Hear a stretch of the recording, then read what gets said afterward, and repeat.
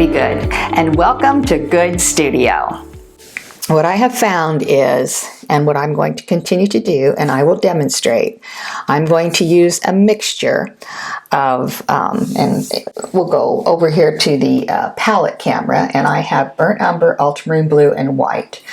If you take burnt umber and ultramarine blue and mix them together 50-50, one part this, one part that, you'll get something that's what I consider to be a pretty neutral black. If you want a warmer black, put more burnt umber. If you want a cooler black, put more ultramarine blue. I used all combinations of these two in working on the elephant. The white at this point is somewhat taboo in that because that's going to add opacity that I'm not looking to get just yet, but you may find that you need it in some areas. For example, I found if you look at the photo here, how lightly colored this is. So I needed to bring up that value. So I took white mixed with this combination. So in other words, I've got black here mixed up, and then I add a little white to it. I'm going to get that gray. And of course it was a very light gray. And then I found by putting it on there and literally taking my finger, and I will demonstrate this later, and smushing it around, I was able to bring up that value without completely destroying some of those tones that are underneath. And of course when we're all done, when we've got everything laid out, we can always go back to the wax and our palette knife and add some of those neat textures that we might have lost. So keep that in mind, especially when it comes into some of these highlight areas. That's my thought process right now. That could change. So what I'm going to continue to do now, and what I'm going to demonstrate, is just merely finding all the cracks and crevices and starting to bring this guy forward, bringing to life.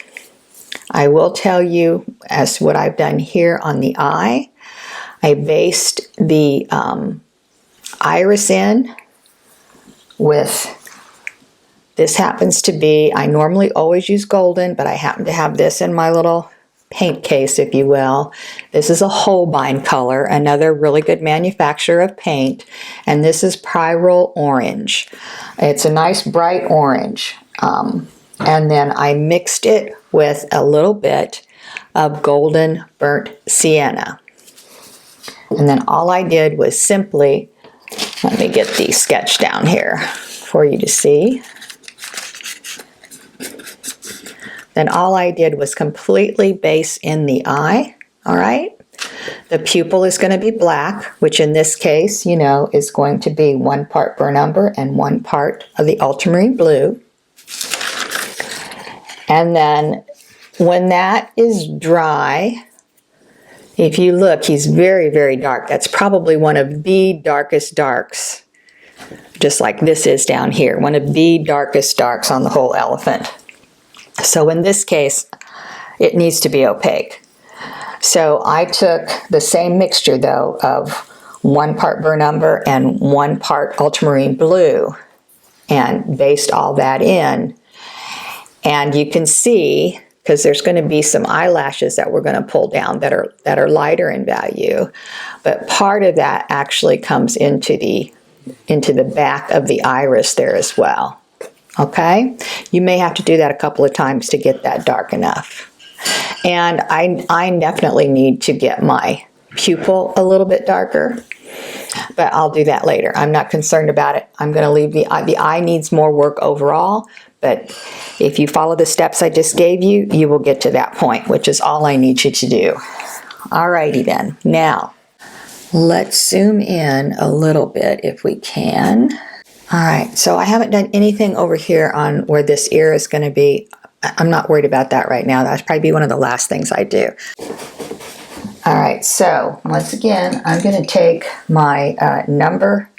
Actually, I'm going to take a number 2 round, but I'm going to use one that is a little more loved, and because sometimes I scrub around, and so I tend to always go back to my older brushes when I know I might be doing some scrubbing around.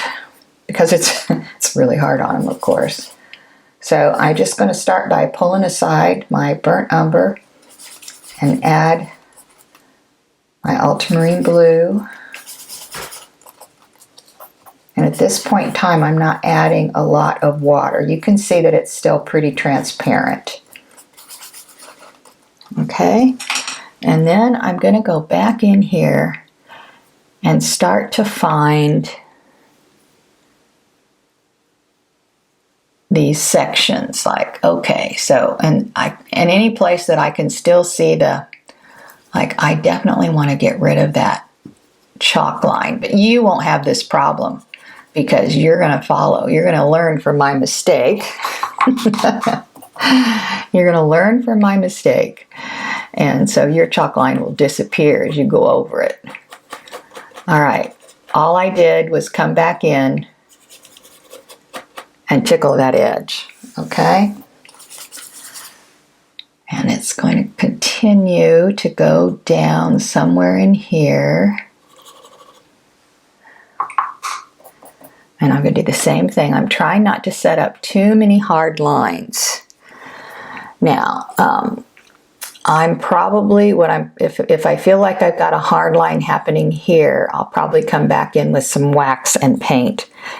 That's down the road, so I'm not going to worry about that too much. Just try to get this edge here soft. And you really need your buddy needs to be this photograph, because you're really going to have to work at seeing those shapes. Like, I know there's a shape right in here that I'm missing. And I may have to do that more than once. It's the corner of that eye. And then it's going to come down and around. This is another one of those really nice dark shadow spots that you need to get that separation between the trunk and the face. And then again, I want to soften that. Add a little bit more, I think, right in here. And this also works if you don't want to lose, you want to keep some of that texture, then just kind of dab around with your brush, rinse it out, do the same thing, dab around with a clean, damp brush to soften that. That looks pretty good. All right, mix up a little more paint.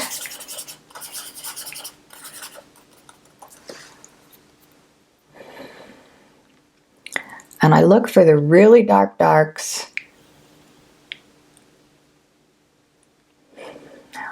So I'm just looking for those shapes right now. I'm just trying to find those shapes. And I know I've got one started here. That may be okay. I don't want to go too dark too quick. That's my other thing. All right, so I've got a problem here with a white line, and I'll put a little more shadow in there anyway. Soften that.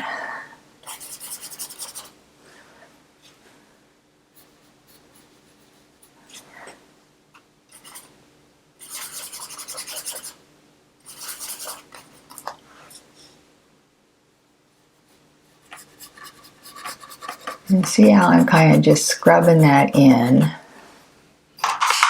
but then I go back still and soften the bottom of that because I don't want to set up too many hard lines.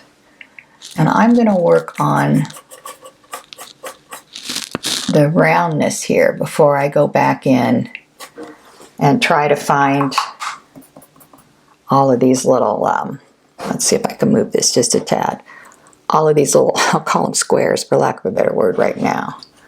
So I'm going to work on these first, I think, until I get some of these established.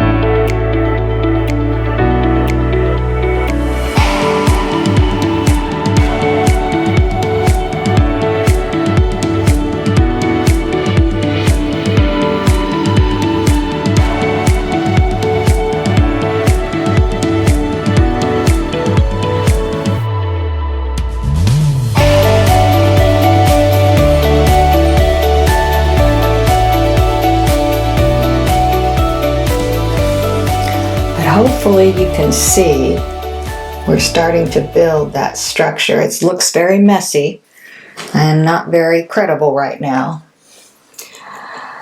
But I've found in the painting process, this is generally what happens. You get to a point where you're ready to throw your brush at it and walk away. And sometimes that's what you need to do. You need to walk away. Because I can almost guarantee you when you come back and look at it with fresh eyes, especially if you get some distance on it, you'll be going, okay, I just need to do this, this, this, and this, and I am good to go. I promise you, that's generally how it works. So I'm going to continue to work on this in building this structure. I'm going to call it the structure, the skeleton, the bones, if you will, of the elephant skin. The ear, I'm going to leave completely alone. I've got a whole different thought process there. But over here, we have distinctive cracks, crevices, and wrinkles. I want to get that structure set. We'll come back in and we'll start adding our highlights and bringing out some of our really fun colors. I'll probably get the wax back out. And maybe even a stencil or two to play with. Exciting things to come. So hang in there with me. I still think we're on the right track.